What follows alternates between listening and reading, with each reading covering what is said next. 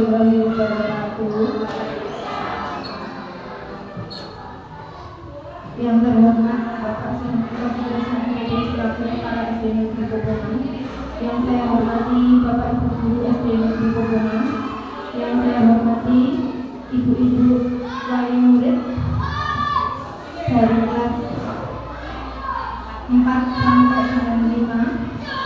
Terima kasih sudah meluangkan waktunya untuk hadir untuk menghibur. Pertama-tama, marilah kita panjatkan puja dan puji syukur kehadiran Allah Subhanahu wa Ta'ala, yang mana pada kesempatan kali ini kita dapat berkumpul dalam acara sosialisasi budaya positif. Izinkanlah saya sebagai pembawa acara mengaturkan susunan acara. Yang pertama pembukaan, kedua menyanyikan lagu Indonesia Raya dan Mas Purworejo, yang ketiga sambutan kepala sekolah, yang keempat acara MC, yang kelima tanya jawab, yang keenam refleksi, dan yang ketujuh buku. Marilah kita buka acara ini dengan bersama-sama membaca basmalah. Bismillahirrahmanirrahim. Terima kasih. Mengenai acara kedua yaitu menyanyikan lagu Indonesia Raya dan Mas Purworejo. Kepada yang bertugas, silakan. Hadirin dimohon berdiri.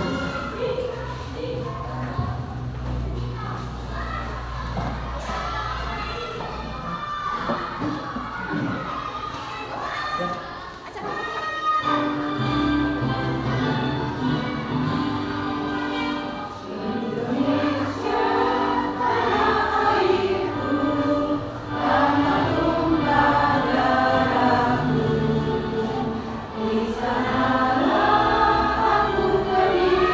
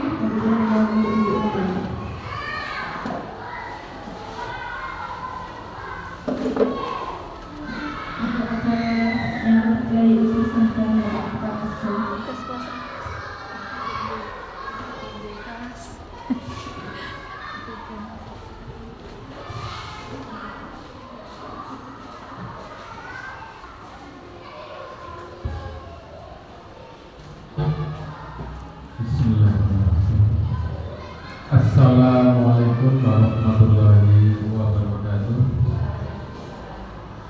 Yang saya hormati rekan-rekan guru, yang saya hormati ibu-ibu semuanya, melalui siswa yang sempat dan ini. Terlebih dahulu mari kita saling bersyukur kehadirat Allah Subhanahu wa Ta'ala atas berkahnya kepada kita semuanya, sehingga pada ini Bapak dan Ibu semuanya bisa hadir di kesempatan ini untuk bersama-sama mengikuti presentasi dari Bu Irana Astuti SPD dalam rangka kegiatan guru muda hubungannya dengan budaya positif.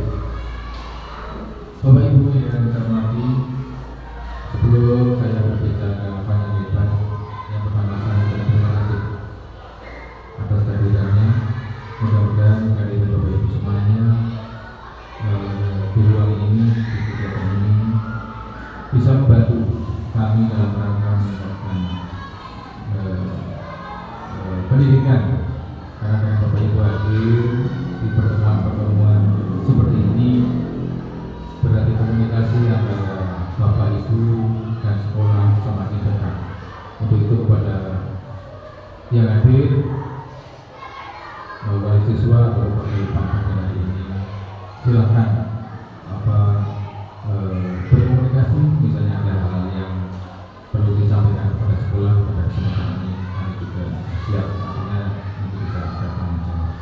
Berikutnya Bapak dan Ibu yang saya hormati, akan saya sampaikan beberapa hubungan tadi dengan apa yang disampaikan oleh pembawa acara, bahwa saya akan memberikan sambutan hubungannya dengan apa tadi yang sudah disampaikan. Kegiatan ini berlangsung masih kegiatan bulanan hubungannya dengan kegiatan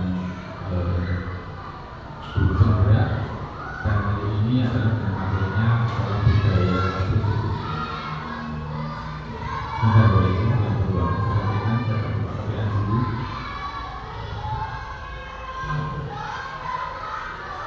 Jadi yang pertama untuk kurangnya saya mengucapkan selamat hari ini kita bisa melaksanakan kegiatan hari ini, dan kegiatan untuk guru penggerak sudah dimulai beberapa hari bulan yang lalu dan masih berlanjut, dan guru penggerak melaksanakan kegiatan selama 6 bulan.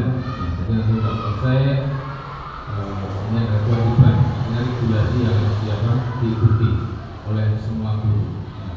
Dan ini yang sudah mengikuti kemarin Mbak Ida sudah selesai, Mbak Puspa sudah selesai mengikuti guru penggerak.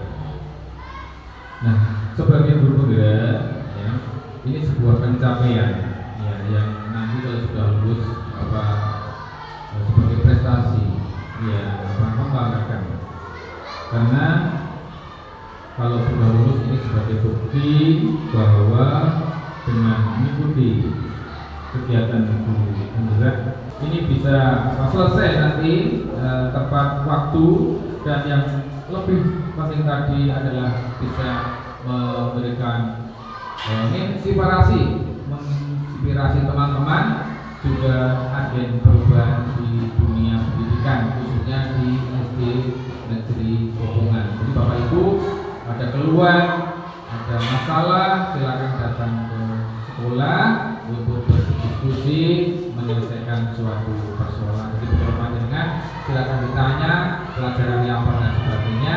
Dan untuk kali ini ya, kita dengan kurikulum berbeda, kurikulum nasional memang beda dengan yang kurikulum pada tahun-tahun yang lalu. Kurikulum 13 berbeda lagi dengan kurikulum yang merdeka. Nah, kelemahannya apa Bapak Ibu? Dari sekolah sekarang tidak bisa lebih keras seperti yang dulu. Kalau dulu Bapak Ibu guru ngatur siswa gampang ya. Karena apa? Kalau kita sudah nempel tangannya ngatur siswa saja, kita sudah dianggap apa nanti bermasalah. Iya, itu repot. Zaman dulu di sekolah itu biasa, tapi sekarang kita kan tidak bisa seperti itu ya. Itu dianggap nanti menyalahi undang-undang perlindungan anak. sehingga kita juga sangat hati-hati. Tapi efeknya cuma kepatuhan anak sekarang jadi berkurang ya di sekolah maupun di rumah. Dan itu mohon Bapak Ibu yang di rumah dibekali. Dan peran keluarga ini sangat penting sekali. Apalagi kalau keluarga kita sedang pecah, keluarga yang rumah tangga yang sedang tidak harmonis, dan itu akan berakibat berimplikasi pada kondisi psikologis putra panjenengan. Ya, Bapak Ibu libur, Bapak Ibunya berpisah dan sebagainya, ini akan mempengaruhi kondisi psikologis anak. Karena anak walaupun seperti apa tetap anak, mereka butuh dilindungi, butuh diayomi. Untuk itu Bapak Ibu mohon untuk dekat dengan anak. Dan misalnya ada masalah, komunikasikan dengan sekolah. Nih, itu saja. Ini saya hanya mengisi tadi permintaan hubungannya dengan tugas saya untuk menyampaikan beberapa tugas yang hubungannya dengan guru penggerak, yaitu tadi budaya positif. Jadi maksudnya sebagai guru penggerak tadi, mudah-mudahan nanti setelah selesai bisa menginspirasi dan menjadi agen pembaruan di SD Hubungan. Berarti nanti sudah punya 2, nanti kalau lulus lagi Hubungan sudah punya 3 penggerak. Dan ini berarti guru-guru yang hebat. Ya, untuk itu monggo dari Pak Gulban untuk berkomunikasi. Saya memang langsung tidak berkomunikasi dengan Bapak Ibu, Pak Gulban dan sebagainya. Karena kalau saya langsung berhubungan dengan Bapak Ibu, hubungannya dengan perdana, saya tidak mau nanti tidak terseret-seret di apa di keuangan. Nah, saya memang mending hati-hati terus pokoknya tidak mau Bapak Ibu dulu, Pak Gulban. Kalau kita jauh ya operasi penting kan selamat. Nah, kita Pak Bu, ini lagi yang kerja kok malah orang selamat ya. Nah, gimana? Ya maka seperti saya kerja itu ya selamat. Nah, jadi untuk itu aku tidak mau bilang Pak Gulban, ya enggak lah. Ya Pak Gulban dan itu Pak Gulban juga lewat dulu saya sudah sampaikan gitu. Karena kalau bertemu langsung itu di foto, kalau orang di mobil di foto lah. Ini tapi penting nanti ada masalah. Jadi saya memang bukan langsung melepas tidak, karena saya ingin menjaga jarak, tapi perjalanan sekolah tetap berjalan baik. Dan alhamdulillah Bapak Ibu untuk hubungan selama ini prestasinya selalu apa? Ya bagus. Jadi di lomba-lomba. Ya ini yang terakhir ini kemarin kita lomba apa bercerita nih, mengambil bercerita kita sudah dapat juara ya Pak Bu ya. Ya kita dapat.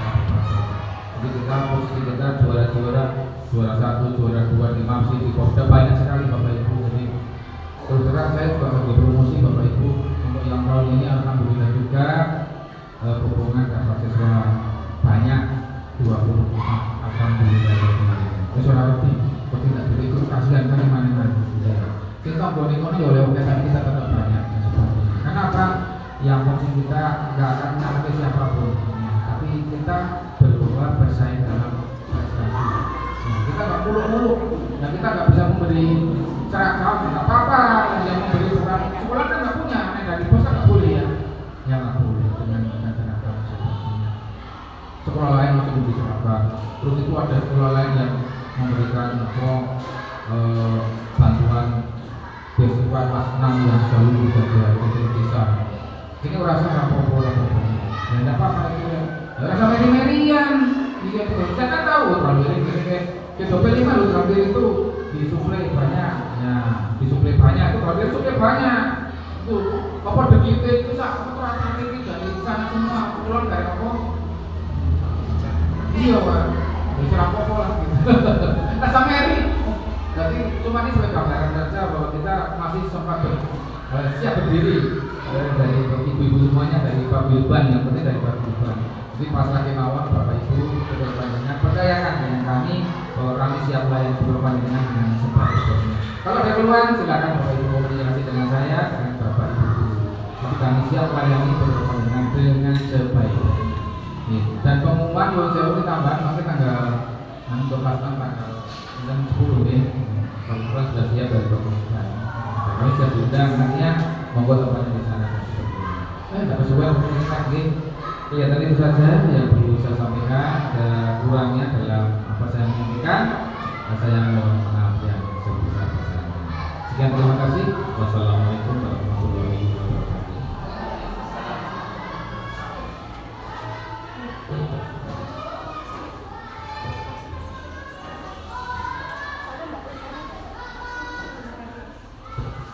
Terima kasih atas kata dari Bapak Kepala Sekolah. Semoga nantinya dapat bermanfaat bagi kami semua. Sebelumnya saya mohon maaf belum mempersilahkan dan yang ada di belakang. Kami apa ya? Silakan buka dinikmati dahulu. Tidak usah terhambur acaranya. Gimana sampai slow katanya, ya. Acara selanjutnya acara inti yang keempat. Menjadi acara yang keempat, acara inti. Mari kita saksikan bersama ya pemaparan dari Bu Ratna sebagai calon guru penggerak angkatan 10. Semoga nanti yang kita dapatkan hari ini dari Bu Ratna dapat bermanfaat bagi kita semua. Untuk Bu Ratna dipersilakan. Monggo.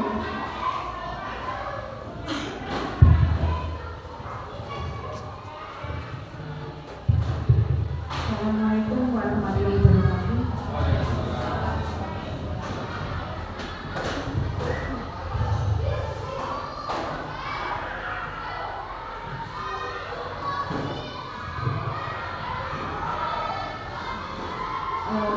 Pada yang didahulukan Bapak Supervisor yang telah memberikan waktu pada saya untuk melaksanakan sosialisasi ini.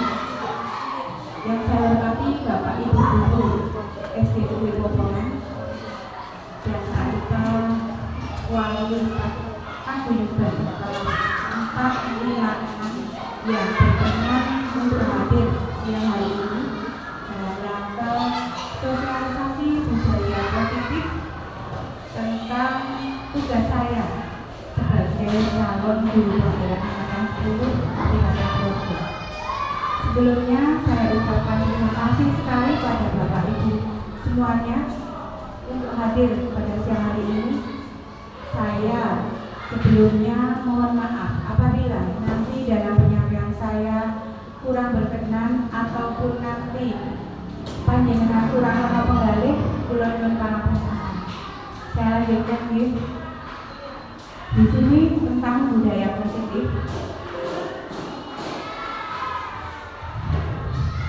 Budaya positif di sekolah yaitu nilai-nilai dan kebiasaan-kebiasaan di sekolah yang berpihak pada peserta didik agar mereka dapat berkembang menjadi pribadi yang kritis, penuh hormat dan bertanggung jawab. Intinya, budaya positif itu kita sebagai guru mendidik siswa untuk bisa lebih melakukan atau melaksanakan kegiatan-kegiatan yang berpihak pada anak, tetapi juga tidak menghilangkan kegiatan positif. Misalnya setiap pagi kita guru melaksanakan salaman bersama, ataupun misalnya setiap pagi bapak ibu di rumah mengantarkan siswa untuk berangkat ke sekolah dengan berjabat tangan dengan doa-doa panjenengan agar siswa ke sekolah mendapatkan ilmu yang benar. Selanjutnya, perubahan paradigma untuk membangun budaya yang positif. Sekolah perlu menyediakan lingkungan yang positif, aman dan nyaman agar murid-murid mampu berpikir, bertindak dan menciptakan dengan merdeka, mandiri dan bertanggung jawab. Lazimnya disiplin dikaitkan dengan kontrol. Dalam hal ini kontrol guru dalam menghadapi murid. Intinya, siswa berusaha menyiapkan lingkungan positif agar siswa dapat melakukan kegiatan-kegiatan yang positif. Membangun budaya positif. Perubahan paradigma. Ilusi bahwa guru mengontrol siswa. Semua perilaku mempunyai tujuan, bahkan untuk perilaku yang tidak disukai. Untuk itu, pada dasarnya, guru tidak dapat memaksakan siswa untuk berbuat sesuatu jika siswa tersebut memilih untuk tidak melakukannya. Ilusi bahwa semua penguatan positif efektif dan bermanfaat. Penguatan positif merupakan bentuk-bentuk kontrol untuk mempengaruhi siswa agar mengulangi sesuatu perilaku tertentu. Jadi, membangun budaya positif ini perlu kontrol dari guru dan juga wali siswa. Selain itu juga, kita juga menyiapkan lingkungan-lingkungan agar anak-anak ikut dalam kegiatan budaya positif tersebut. Ilusi bahwa kritik dan membuat orang merasa bersalah dalam melakukan karakter. Yang keempat, ilusi bahwa orang dewasa memiliki hak untuk memaksa. Perilaku yang memaksa tidak akan efektif untuk jangka waktu yang panjang dan bahkan dapat membentuk suatu permusuhan. Maksudnya bagaimana? Maksudnya bahwa ilusi bahwa orang dewasa memiliki hak untuk memaksa. Memang orang tua ataupun guru mempunyai hak untuk memaksa, tetapi apakah memaksa itu juga akan membentuk suatu karakter yang bagus untuk anak? Tentu saja tidak, tetapi kita bisa membuat lingkungan positif agar mindset anak bisa menjadi lebih baik. Menurut Stephen R. Cornell tahun 1991, jika ingin membuat kemajuan perlahan, ubahlah sikap atau perilaku Anda, perilaku kita. Tetapi jika ingin memperbaiki cara-cara utama kita, maka kita perlu mengubah karakter aturan kita. Maksudnya bagaimana? Kita mendidik berbudaya positif berawal dari diri kita sendiri. Misalnya seperti tadi yang ketika ada Pak Supir, berawal dari guru, berawal dari orang tua. Seandainya kita sebagai orang tua melakukan budaya positif terlebih dahulu, disiplin waktu, otomatis anak juga akan berdisiplin seperti yang kita contohkan. Seperti misalnya, kalau kita sebagai orang tua melaksanakan sholat, itu kan budaya positif di rumah.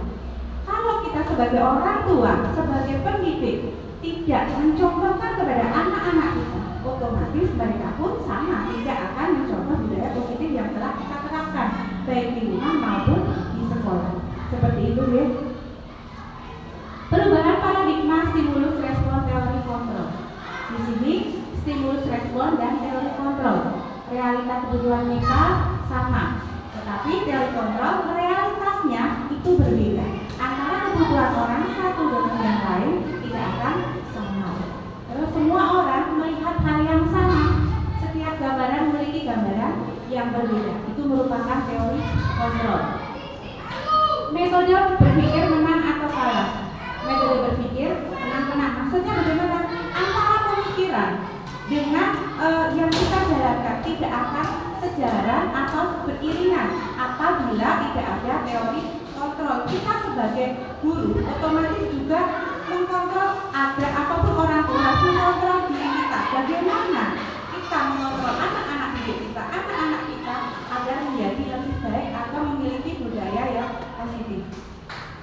Budaya positif meliputi 6, yaitu disiplin positif dan nilai-nilai kebajikan universal. Yang kedua, teori motivasi, hukum, penghargaan dan restitusi. Yang ketiga, keyakinan keras. Keempat, kebutuhan dasar manusia dan dunia berkualitas. 5 posisi kontrol. Yang 6, segitiga restitusi.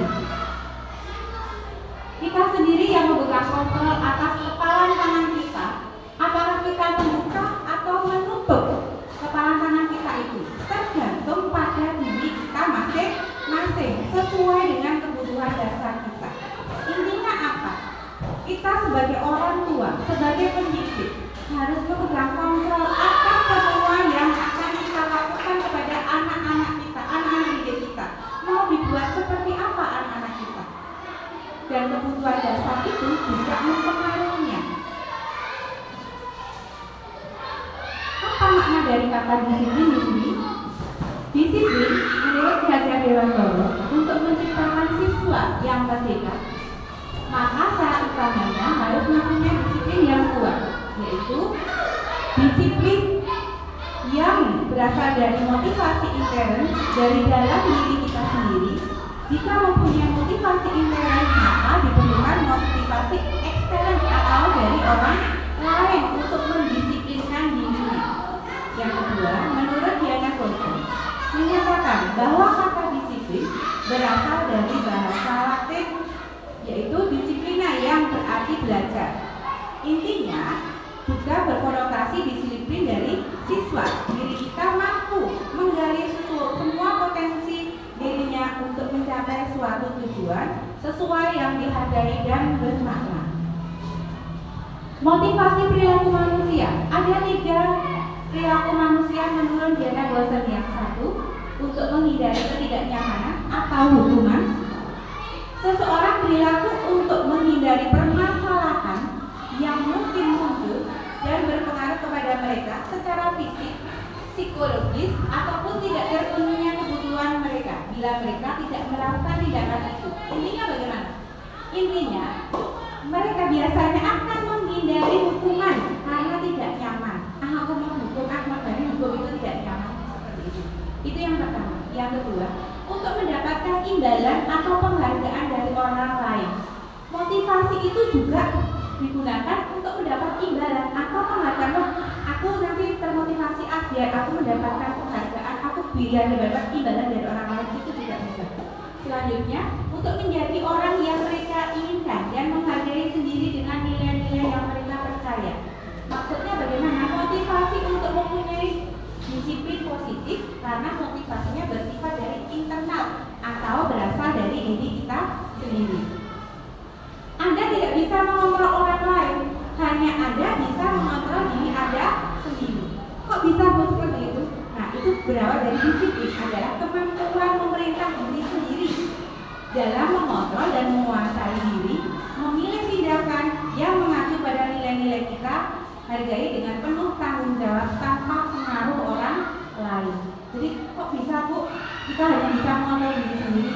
Karena kita memang berpegang teguh bahwa kita tidak bisa mengontrol orang lain selagi kita belum bisa mengontrol diri kita sendiri. Seperti itu.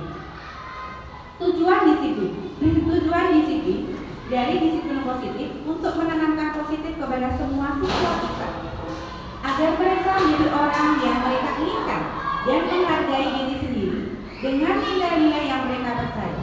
Motivasi ini berasal dari siswa internal diri siswa sendiri, sehingga akan berdampak jangka panjang, tidak akan terpengaruh dengan adanya hukuman dan hadiah. Maksudnya bagaimana? Disiplin itu kita tanamkan kepada anak-anak atau siswa kita sejak dini, bukan senyapa saya menyampaikan sambil lalu, bukan, tetapi kita disiplinkan anak dari sejak dini, sehingga nanti terdapat mindset pada anak bahwa disiplin itu akan kita bawa sampai kita nanti dewasa, sampai kita tua. Misalnya seperti ini, disiplin untuk tepat waktu datang ke sekolah, disiplin untuk sholat 5 waktu. Ini kita tanamkan dari kita sendiri dari sejak kecil. Otomatis dalam nanti kita berjalan seiring waktu, kita dewasa, kita menjadi anak-anak kita, kan seperti itu. Beda lagi, maaf, kalau kita sendiri tidak mendisiplinkan dari awal, dari fondasi itu, otomatis nanti berjalannya seiring dengan berjalannya waktu, semua akan berubah. Karena apa? Kemajuan teknologi yang maaf kita mungkin orang tua teknologinya kurang canggih dibanding dengan anak-anak kita. Dan hal itu perlu kita juga belajar dari hal-hal yang positif tersebut. Selanjutnya yaitu keyakinan kelas. Keyakinan merupakan nilai-nilai yang kita sepakati. Keyakinan universal. Orang lain lebih semangat untuk tergerak untuk melaksanakan keyakinannya daripada hanya mengikuti aturan. Pembentukan keyakinan kelas itu bersifat abstrak daripada peraturan yang lebih rinci dan nyata. Keyakinan kelas merupakan pernyataan universal. Maksudnya seperti apa tuh keyakinan kelas itu? Keyakinan kelas itu dibuat bersama-sama dengan anggota kelas. Misalnya yang sudah ada di sini kelas 4 itu ada keyakinan kelas. Misalnya datang tepat waktu. Terus setiap hari Senin dan hari Kamis untuk membersihkan tempat kelasnya. Itu merupakan keyakinan kelas yang mereka buat. Misalnya nanti tidak mengerjakan PR, bagaimana konsekuensi mereka. Itu merupakan keyakinan kelas yang sudah dibuat dan disepakati oleh kelas mereka bersama dengan guru serta anggota kelas tersebut.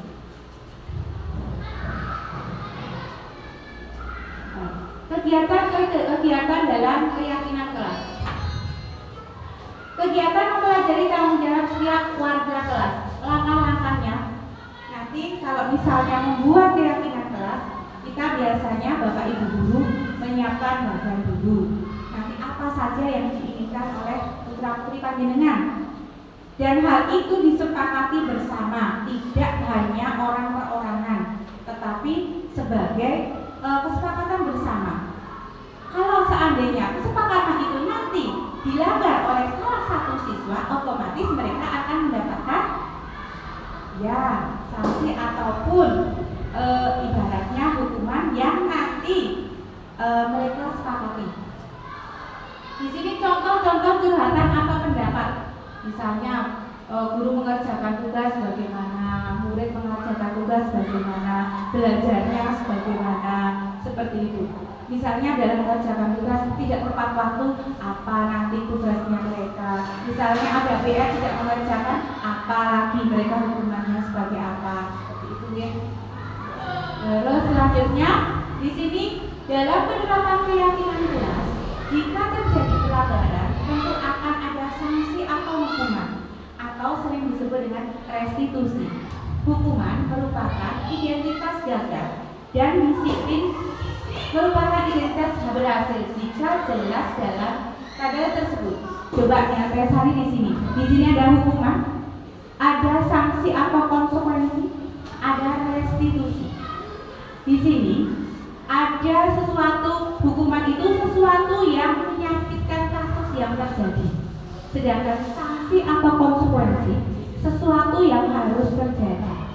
Kalau restitusi merupakan pilihan. Sedangkan tidak hanya untuk murid dan anak untuk jangka waktu panjang. Jadi hukuman itu untuk jangka panjang.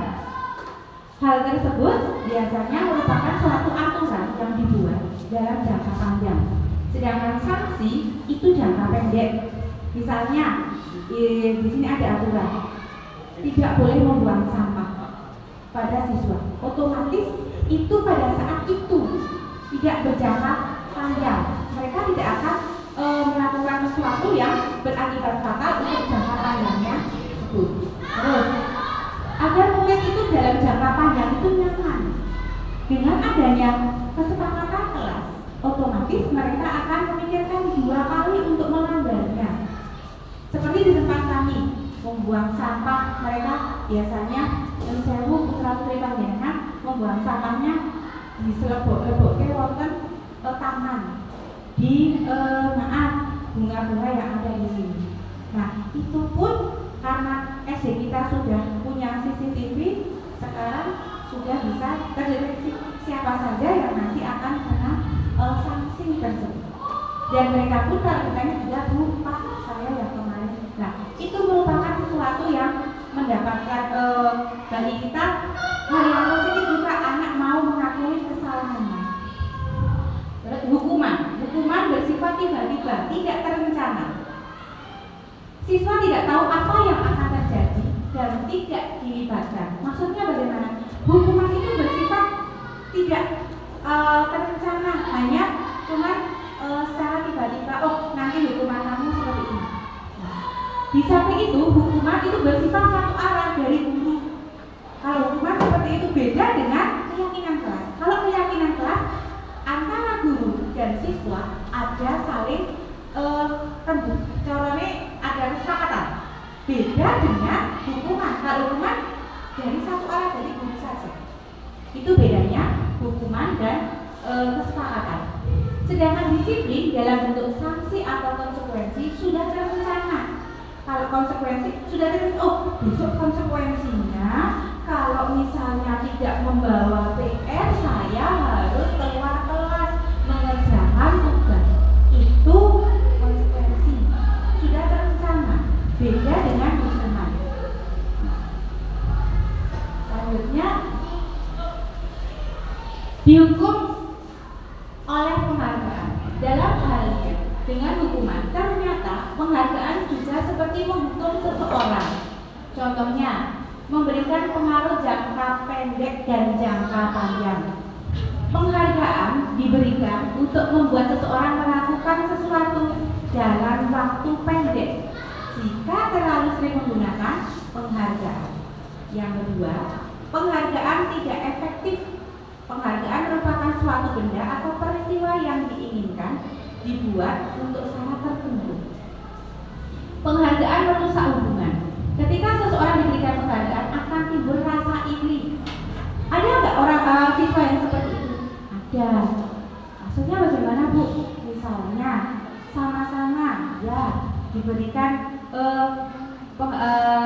penghargaan, tapi kebetulan penghargaan itu ada siswa yang tidak diberikan. Mereka pasti, lah yo, guru senangnya minta kain kok, seperti itu. Kadang ada juga, aku nggak pernah diberikan penghargaan. Padahal kan penghargaan tidak harus barang, tapi juga bisa hanya, wow, luar biasa. Seperti itu aja anak sudah senang. Wah, bagus, pintar sekali. Itu anak sudah senang. Dengan kata-kata saja, itu akan membuat anak jadi lebih bangga akan hasil kreativitasnya. Yang keempat, penghargaan mengurangi ketepatan. Maksudnya ketepatan dalam melakukan sesuatu akan berkurang karena hanya fokus pada penghargaan saja. Maksudnya bagaimana? Karena sering ada penghargaan, kadang anak aku rata tidak penghargaan, tak selalu wae dalam kadang ada seperti itu. Tapi ada juga yang wong aku negara walaupun bagus gak pernah dinilai sama bapak ibu guru lah, aku tidak mengerjakan saja. Ada yang seperti itu. Itu tergantung dari motivasi bapak ibu guru serta motivasi dari rumah. Karena orang tua juga berperan penting dalam pendidikan di rumah. Selanjutnya, penghargaan menghukum. Intinya, penghargaan menghukum, mereka tidak mendapatkan penghargaan atau hal yang sama karena keduanya berusaha mengendalikan perilaku seseorang. Pada dasarnya, intinya setiap orang tidak suka dikendalikan dalam jangka waktu lama. Karena sama saja, kita ataupun anak tidak mau dikendalikan. Mereka inginnya merdeka, ingin lepas, ingin bebas. Tetapi dalam arti bebas dalam hal yang kita arahkan, kita beri sesuatu yang membuat mereka walaupun bebas tapi arahannya ada, ketetapannya ada. Jangan sampai membebaskan tanpa kita beri kerangkanya mau kemana, anak-anak mau kita bawa kemana anak didik kita. Kebutuhan dasar manusia ada 5. Bertahan hidup yang pertama, yang kedua penugasan atau kebutuhan pengakuan atas kemampuan, yang ketiga kesenangan, keempat kasih sayang dan rasa diterima, kelima kebebasan atau kebutuhan akan pilihan. Di sini kebutuhan hidup, kebutuhan fisiologis, sehat, rumah, terus makanan, kebutuhan biologisnya reproduksi. Kebutuhan penugasan atau pengakuan, keinginan untuk dianggap berharga. Berharga maksudnya memiliki kita itu dihargai oleh orang lain. Yang ketiga, kesenangan, kebutuhan untuk mencari kesenangan bermain dan bertawa bersama teman-temannya. Jadi siswa juga menginginkan hal kesenangan. Tidak hanya siswa saja, kita saja juga membutuhkan hal seperti itu, membutuhkan hal kesenangan. Keempat, kasih sayang dan rasa diterima, yaitu intinya kebutuhan untuk disayangi dan diterima oleh orang lain. Yang kelima, kebebasan akan pilihan. Kebutuhan bertahan hidup, kebutuhan bersifat biologis untuk bertahan hidup, kebutuhan cinta dan kasih sayang, kebutuhan bersifat fisiologis. Maksudnya bagaimana kita bisa diterima di tempat orang lain. Kebutuhan penugasan, kita tampil kompeten di depan orang lain. Kebebasan, kita bebas untuk memilih apa yang akan kita inginkan. Kebutuhan kesenangan merupakan mencari kesenangan bermain dan tertawa bersama teman yang lainnya. Contohnya di sini adalah Ibu Ani, guru kelas 5 SD Pelita Hati. Dia bingung menghadapi usaha salah satu murid di kelasnya. Kenapa toh? Karena Agus, beberapa anak telah datang dan mengeluhkan Agus yang seringkali meminta bekal makanannya kepada Bu Ani. Nah, situasi ini Bu Ani apa yang akan dilakukan? Kira-kira apa yang akan dilakukan Bu Ani? Karena si temannya. Ada nggak kira-kira di tempat kami siswa seperti itu? Oh, ada. Oh, mungkin di jauh sana. Di sini nggak ada. Coba kan baik-baik saja Ibu.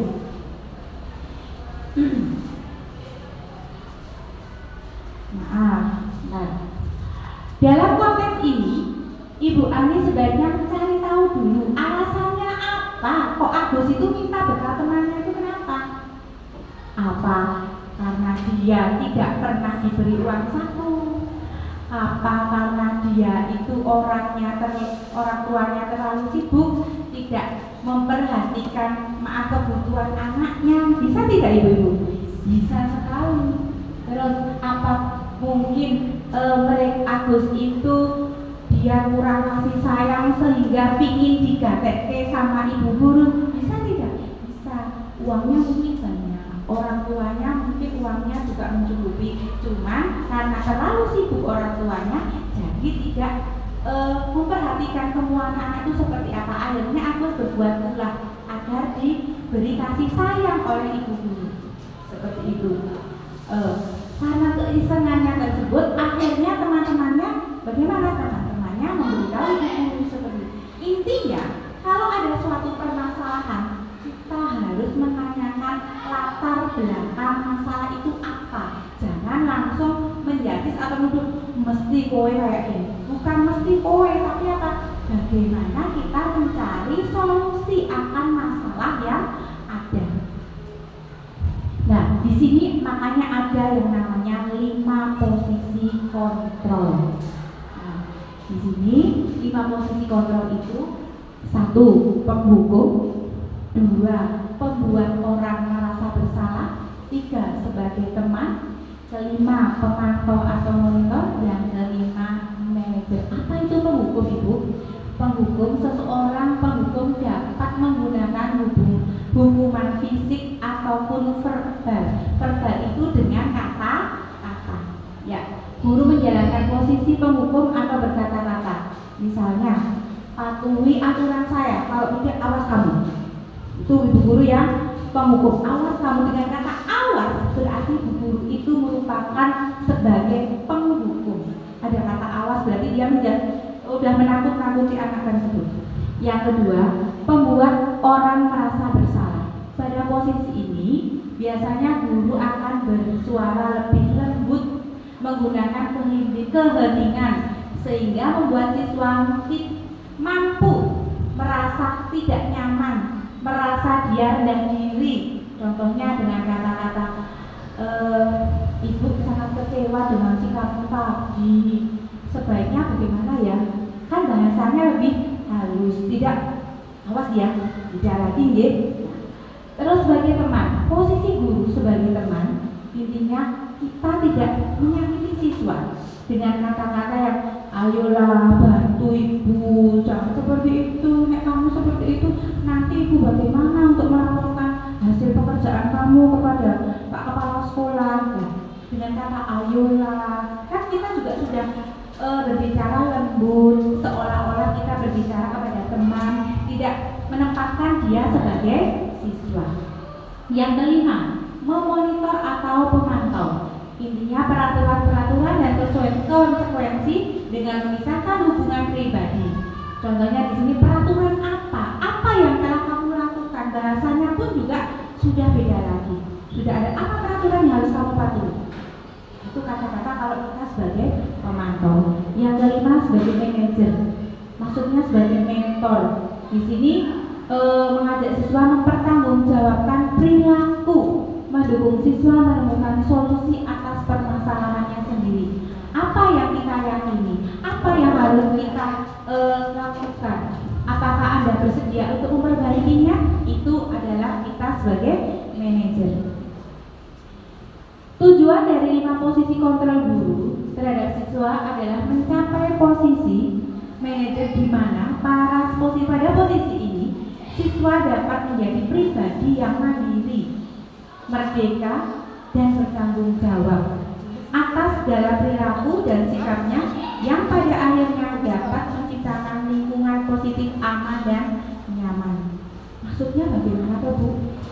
Seandainya panjenengan sama dengan saya sebagai orang tua, baik di sekolah, kalau saya baik di sekolah ataupun di rumah, memposisikan diri kita sebagai orang tua. Jangan langsung segala sesuatu langsung kita menjustis anak, tetapi kita apa? Kita memberikan membiarkan anak menjadi pribadi yang mandiri, agar anak itu bisa lebih mandiri, bertanggung jawab. Apabila terjadi masalah, kita tanyakan dulu, ada apa latar belakang, apa masalah solusinya, apa yang nanti akan kita lakukan selanjutnya. Jadi jangan sampai anak-anak itu menjadikan kita itu ditakuti. Kita bangga bukan sebagai guru yang ditakuti, tetapi menjadi guru yang disegani. Beda ya, ditakuti dan disegani. Nah, seperti sama di rumah, jangan sebagai orang tua yang ditakuti di rumah, tetapi sebagai orang tua yang disegani di rumah. Seperti itu. Menurut Gosen, restitusi merupakan proses menciptakan posisi bagi siswa untuk memperbaiki kesalahan mereka, sehingga karakter mereka lebih kuat. Anak-anak mempunyai karakter yang kuat, mempunyai tujuan disiplin yang baik, mempunyai karakter yang bagus, memperbaiki kesalahan yang ada tanpa mereka tahu bagaimana toh kita agar lebih baik lagi. Adapun ciri-cirinya yaitu restitusi itu bukan menebus kesalahan, tetapi apa? Untuk belajar dari kesalahan. Jadi bukan menebus kesalahan, tapi belajar untuk apa? Untuk belajar dari kesalahan. Jangan sampai kita jatuh pada lubang yang sama. Sudah ini supaya balik kan tidak. Nah seperti itu. Memperbaiki hubungan. Jadi apa-apa yang sesuatu yang kita sebaiknya kita perbaiki hubungan kita. Bagaimana cara agar kedepannya lebih baik? Untuk kedepannya kita bisa mencari kebutuhan apa yang kita perlukan. Seperti itu. Lanjutnya di sini ada segitiga restitusi. Di sini intinya segitiga restitusi itu adalah apabila kita mempunyai masalah, kita harus mencari tahu latar belakang masalahnya itu apa. Nek us ngerti sudah tahu latar belakang masalahnya, kita cari kesepakatan yang kita pergunakan itu apa, solusinya apa. Tidak kita langsung karena kamu telat, kamu harus belajar di luar. Tidak, tapi kita tanya dulu, kenapa kamu terlambat ke sekolah? Apa sebabnya? Besok lagi akan diulangi lagi tidak? Mungkin mereka terlambat ke sekolah bukan karena anak bangun terlambat loh, bisa juga karena orang tua yang terlambat bangun. Bisa tidak? Bisa. Jadi tidak hanya tanggung jawab pada anaknya, tetapi ditanya juga orang tuanya di rumah seperti apa. Apakah orang tua juga ikut bekerja sama dalam pendidikan? Maksudnya bagaimana Ibu? Karena kita memiliki anak yang harus sekolah, otomatis kita juga harus bangun lebih awal untuk menyiapkan segala sesuatu yang dipersiapkan agar kebutuhan anak juga tercukupi. Seperti itu inti dari segitiga restitusi. Lanjutnya segitiga restitusi adalah proses menciptakan kondisi murid untuk memperbaiki kesalahan mereka sehingga bisa kembali pada kelompok mereka dengan karakter yang lebih kuat, yang lebih baik. Seperti kemarin, saya ada tugas untuk membuat kegiatan segitiga restitusi, mencari kesalahan kegiatan-kegiatan siswa yang kurang disiplin apa saja. Sistem ciri-ciri disiplin, ciri-ciri restitusi di sini ada sisi menstabilitaskan identitas, sisi validasi tindakan yang salah, sisi menanyakan keyakinan. Terus ada melalui segitiga ini, melalui restitusi guru dapat membantu menyelesaikan masalah-masalah yang ada pada siswa tersebut, memberikan penawaran, tetapi bukan paksaan. Itu. Di sini menstabilkan identitas, berbuat salah itu tidak apa-apa. Tidak apa-apa memang, tetapi tidak boleh diulangi kembali. Jangan sampai salah kira oleh loh. Tidak apa-apa memang, tetapi jangan diulangi kembali. Karena manusia itu bukan manusia yang sempurna. Manusia itu hanya bisa melakukan saja seperti yang ada pada kita sebagai lakon. Baik, sing melakukan siapa? Gusti Allah seperti itu. Sama dengan ini. validasi tidak yang salah, padahal kamu bisa melakukan yang lebih baik, bukan hal yang lebih buruk. Nah, di sini maaf saya ada video, mungkin panjenengan bisa melihat video ini. Di sini, nah, video ini tentang kegiatan seseorang.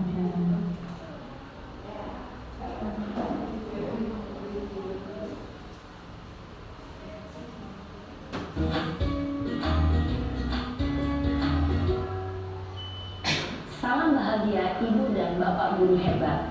Dalam penerapan disiplin positif restitusi, salah satu program yang dikembangkan adalah 5 posisi kontrol. 5 posisi kontrol dalam restitusi adalah proses perjalanan seorang pendidik agar dapat mengenali dirinya. Pada video kali ini, kita akan membahas tentang 5 posisi kontrol yang dikembangkan oleh Diane Gosset dan contoh penerapannya.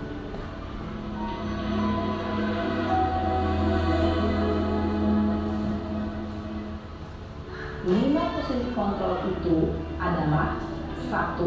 Posisi penghukum, 2. Posisi pembuat merasa bersalah, 3. Posisi teman, 4. Posisi pemantau atau monitor, dan 5. Posisi manajer. Untuk lebih memahami kelima posisi tersebut, mari kita saksikan kasus Naren yang terlambat hadir waktu di sekolah dan melihat bagaimana kelima posisi kontrol dalam menghadapi masalah tersebut.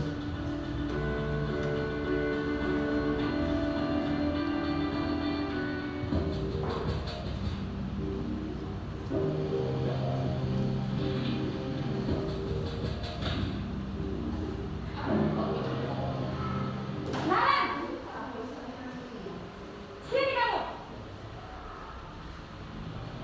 Selamat pagi, Bu. Selalu terlambat. Kamu deh, pasti terlambat. Maaf, Bu. Saya Apa? Apa coba? Alasan kamu apa lagi? Kapan sih kamu tidak terlambat? Malas sekali ya kamu jadi anak. saya Dasar pemalas. Gak kapok-kapok sih kamu. Sudah berapa kali terlambat? Sana, kamu keliling lapangan basket 2 kali. kenapa saya harus keliling lapangan basket, Bu? Kenapa? Kamu melawan ibu. Berani-beraninya jawab. Sudah terlambat, masih berani jawab pula. Sekarang, keliling lapangan basket 5 kali sekalian. Biar kapok. Cepat. Pergi sana ke lapangan basket. Posisi penghukum biasanya berbicara dengan nada tinggi, menghardik, menunjuk-nunjuk, menyakiti, dan menyindir. Hukuman bisa berupa fisik maupun psikis.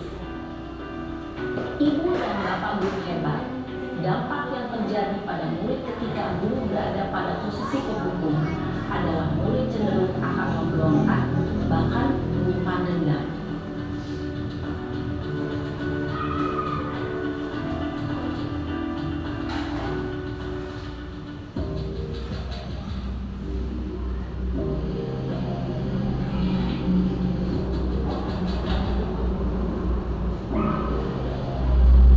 Naren!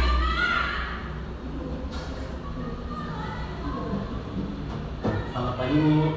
Naren. Kamu kenapa terlambat lagi, nak? Ya Tuhan, Naren. Kamu senang ya bikin ibu susah ya? Kalau kamu terlambat lagi, nanti ibu yang ditegur bapak kepala sekolah, nak. Disangka ibu tidak bisa membina kamu. Duh, gimana ini? Maaf, Bu. Duh, Gusti Naren. Kamu suka ya kalau ibu ditegur bapak kepala sekolah? Terus, sekarang ibu harus tulis apa nih di buku absen? Ini kamu jadi terlambat loh. Ibu harus apa coba? Maaf, Bu. Maaf sekali. Ya sudah, lain kali jangan bikin ibu susah lagi ya, nak ya. Ibu tidak akan kuat lagi kalau kamu begini terus. Bisa jatuh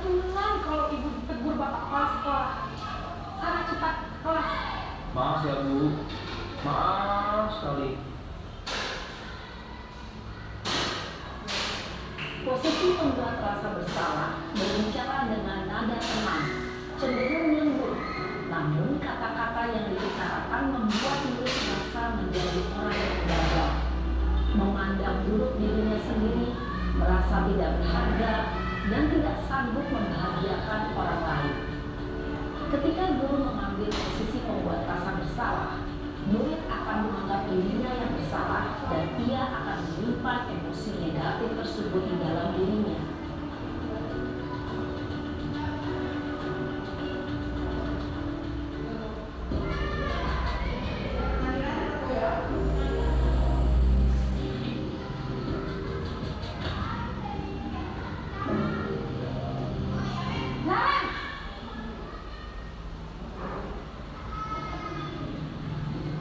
Selamat pagi Bu. Wah, sudah jam berapa ini nak? Terlambat lagi ya sayang. Iya Bu, habis ibu saya belum membangunkan saya Bu. Kamu malah menyalahkan ibu kamu. Kamu bukan anak yang hatinya paling kencang. Kok terlambat sih? Iya Bu, saya memang terlambat bangun tadi. Jadi biarpun saya lari kencang, tetap gak kekejar Bu. Ya sudah sana. Nanti lain kali larinya lebih kencang lagi ya. Biar gak terlambat lagi. Bikin senang ibu. Demi ibu. Bisa kan? Bisa lah Bu. Ya sudah sana masuk kelas. Ibu beresin urusan absen kamu. Kamu ini ada tes saja. Dalam posisi teman, guru berbicara dengan nada suara ramah, akrab, cenderung bersenda gurau untuk menjaga suasana tetap santai. Murid akan merasa senang, aman, dan akrab dengan guru.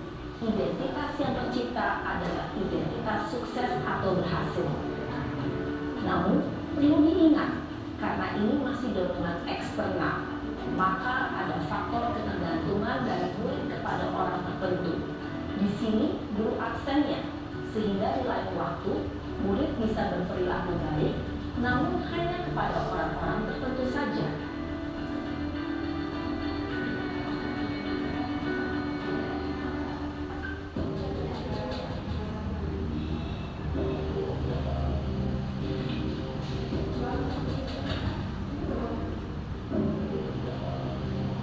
Nah,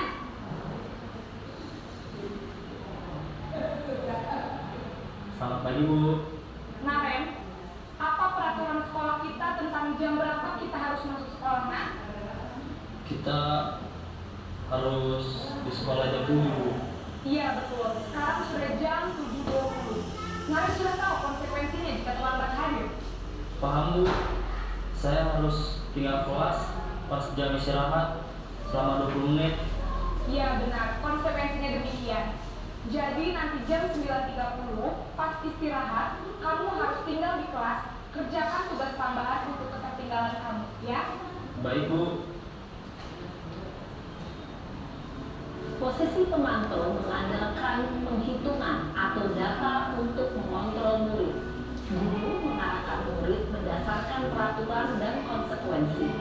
Seorang pemantau menunjukkan bahasa tubuh dan ekspresi wajah yang datar dan cenderung formal.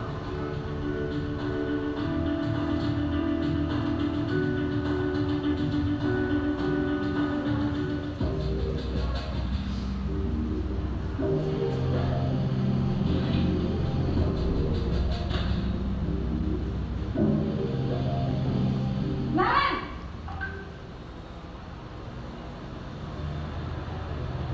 Selamat pagi Bu. Selamat pagi Naren. Maaf Bu, saya terlambat. Iya, sekolah masuknya jam 7, sekarang sudah jam 7.20. Jadi sekarang bagaimana ini Naren? Maaf Bu, saya lupa setelah saya semalam. Baiklah, menurut kamu, keyakinan sekolah yang mana yang perlu kamu tingkatkan? Menghargai diri sendiri dan orang lain mungkin ya Bu. Setuju. Jadi, apakah Naren meyakini prinsip saling menghormati tersebut? Iya Bu, saya meyakininya. Apakah Naren bersedia memperbaiki masalah keterlambatan ini? Bersedia Bu. Bagaimana kamu akan perbaiki masalah keterlambatan ini? akan coba untuk tidak lupa menyetel alarm saya, Bu. Baik, kalau kalian belum menyetel alarm di rumah, ada orang yang kira-kira bisa bantu mengingatkan tidak? Ada, Bu. Kakak saya, Kak Emma. Ada lagi selain Kak Emma? Selain Kak Emma, ada ibu saya. Baik, jadi yang mengingatkan Naren adalah Kak Emma dan ibu kamu ya? Kira-kira akan mulai setel alarm kapan nih Naren? Setelah pulang sekolah, akan segera saya lakukan. Baik, jadi Naren akan setel alarm untuk bangun besok pagi dan akan diingatkan oleh kakak dan ibunda Naren ya? Ada lagi yang mungkin perlu dilakukan Naren? Agar tidak terlambat bangun lagi. Tidak ada, Bu. Baik Naren, terima kasih untuk kerjasama kamu. Sekarang kamu perlu kembali ke kelas untuk belajar. Baik, Bu. Terima kasih. Posisi manajer adalah posisi kontrol yang disarankan untuk membimbing murid memiliki sikap disiplin yang positif, yaitu murid yang mandiri, bertanggung jawab, dan dapat memecahkan masalah. Tujuan dari posisi ini adalah agar murid dapat berefleksi atas tindakannya. Guru akan dengan tulus memberikan pertanyaan-pertanyaan bermakna, sehingga membuat murid dapat belajar dari kesalahannya dan mencari sebuah solusi untuk menyelesaikannya. Ibu dan bapak guru hebat, setelah mengamati adegan kelima posisi kontrol tadi, kira-kira posisi mana yang paling ideal? Posisi mana yang dapat menunjang motivasi intrinsik murid? Ya, tentu posisi manajer. Posisi ini memang posisi ideal yang ingin dituju setiap pendidik. Pada posisi inilah, guru dapat menerapkan disiplin positif yang berpihak pada murid, yang memerdekakan murid. Perjalanan seorang pendidik tentunya tidak mudah untuk sampai pada posisi seorang manajer. Namun, tujuan kita pasti, yaitu menciptakan murid-murid yang mandiri, merdeka, dan bertanggung jawab. Semoga penggambaran 5 posisi kontrol yang telah diperlihatkan ini dapat menjadi ajang refleksi bagi kita semua, agar dapat terus mengasah dan menerapkan disiplin positif yang memerdekakan murid. Mari terus berlatih dan bersemangat. Selamat menerapkan. Salam dan bahagia Ibu dan Bapak Guru hebat.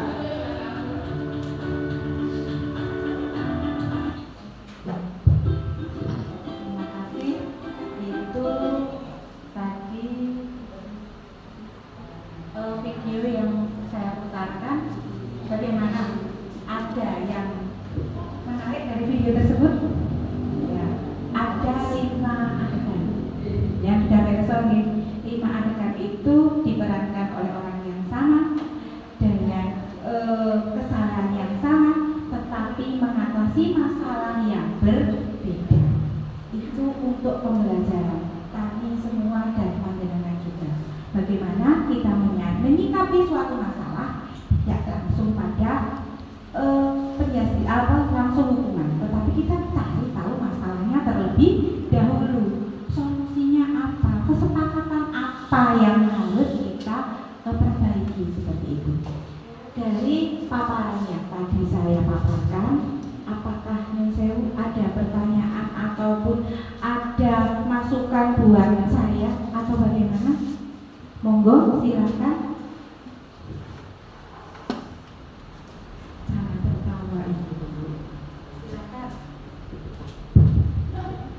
Dari Bu Dewi. Oh, monggo.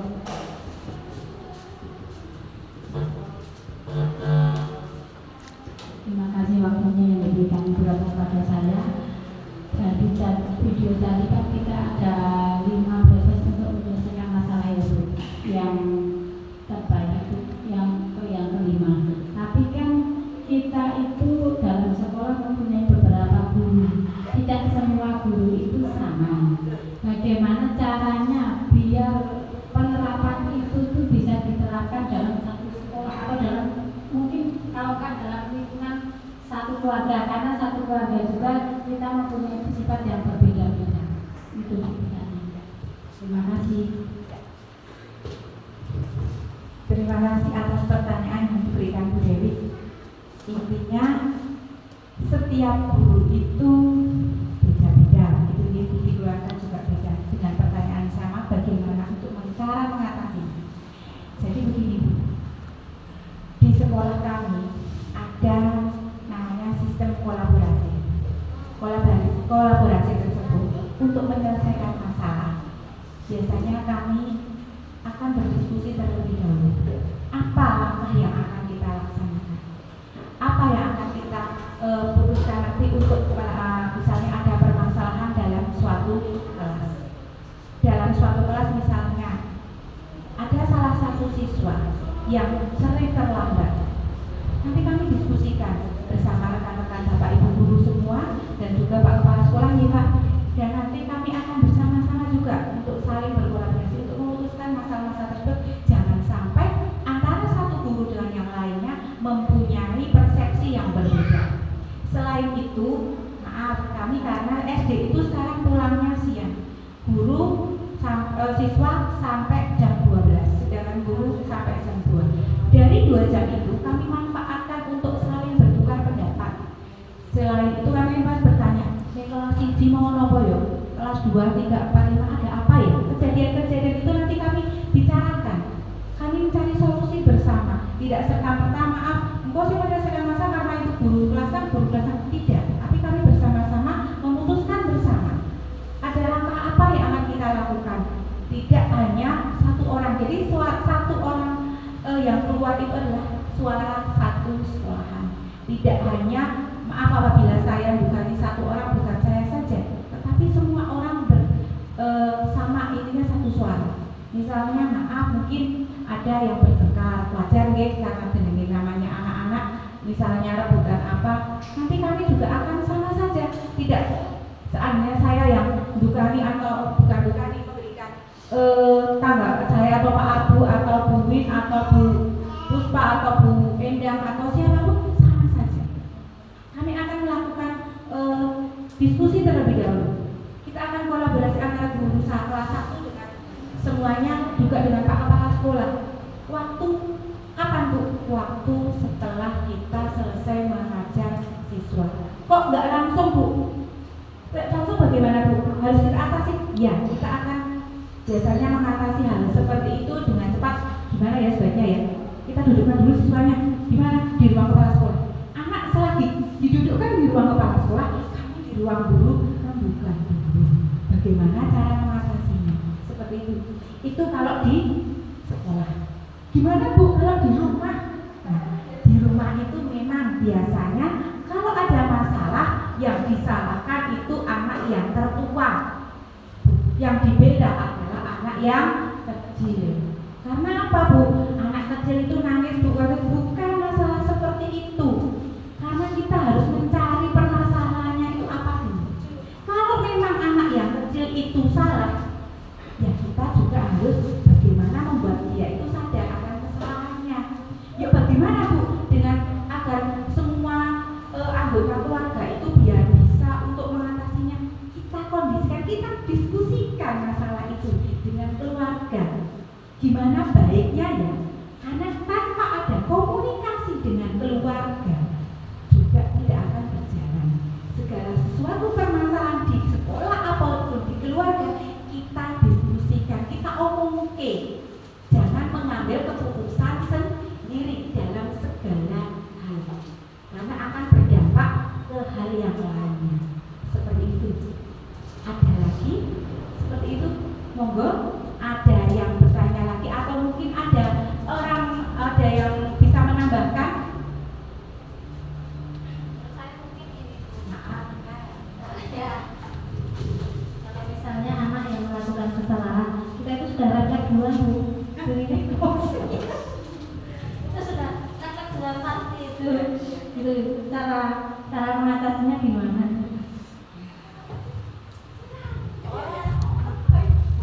Ya. Ini pertanyaan yang bagus dari ibunya Mas Irul. Kalau ada permasalahan itu saya langsung emosi dulu Bu. Wah, itu yang harus dikendalikan. Yang mengendalikan itu diri kita sendiri, kontrol. Ada kan tadi Bu, posisi kontrol. Kita harus mengontrol emosi di kita terlebih dahulu. Kita membentuk karakter kita sendiri. Bagaimana kita agar mengkontrol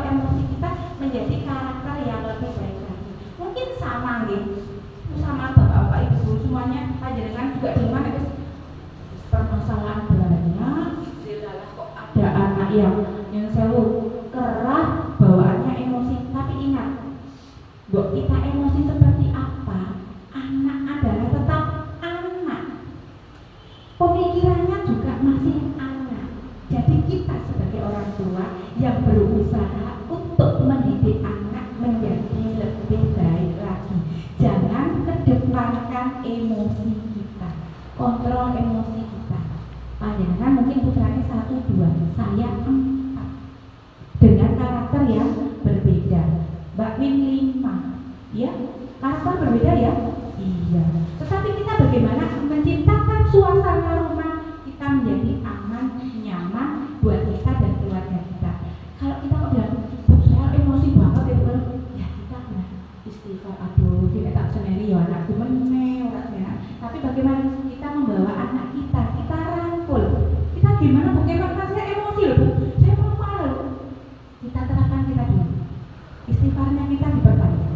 Dan yang kedua, tempatkan kita adalah orang tua yang bertugas untuk mendidik anak kita ke lebih baik lagi. Kalau panjenengan emosi, anak juga akan mencontoh panjenengan besok menyikapi masalah emosi juga. Nah, kita akan memberi, kita itu adalah contoh, kita adalah foto anak kita. Karakter kita akan dicontoh anak kita. Jadi kita ingatkan, aku ini foto ya, dicontoh saya anak, bagaimana agar foto itu bagus, agar anak mencontoh lebih bagus dari saya. Emosi saya jangan saya keluar nanti ya, istighfar ya. Karena kita akan mendidik anak itu bukan sehari matang, karena anak itu mempunyai karakter yang berbeda. Yang kedua, anak itu bukan merupakan barang koyongan kita membuat roti gawe rampung, tapi butuh proses, dan proses itu sangat panjang. Pendidikan itu tidak sehari jadi, tetapi memang memerlukan waktu, dan waktu itu bagaimana kita membuat waktu itu berjalan nyaman dan buat anak kita merasa bahwa kita orang tua juga bukan yang menjadi menakutkan, tapi tadi seperti yang disegani. Insya Allah bisa, karena seorang ibu menjadi seorang yang menjadi seluas samudra, bukan sebagai seorang penjastis, tapi membuat anak kita nyaman berada di pelukan kita. Seperti itu. Ada lagi? Monggo. Seperti itu. Sampun. Saya sebagai pembawa materi untuk hari ini mengucapkan banyak terima kasih pada Pak Risma. Jadi inti dari budaya positif kita sebagai guru, sebagai pendidik, sebagai orang tua membuat budaya nyaman di lingkungan kita agar anak-anak kita, siswa didik kita nyaman berada dalam pendidikan yang kita asuh. Seperti itu dengan ada 6 disiplin nilai kebajikan, teori motivasi, keyakinan kelas, kebutuhan dasar manusia, terus prioritas kontrol dan restitusi. Seperti itu. Apabila dalam penyampaian saya banyak salah kata atau menyakiti Bapak Ibu semuanya, saya mohon maaf. Saya akhiri. Wassalamualaikum warahmatullahi wabarakatuh. Saya kembalikan kepada pewaris.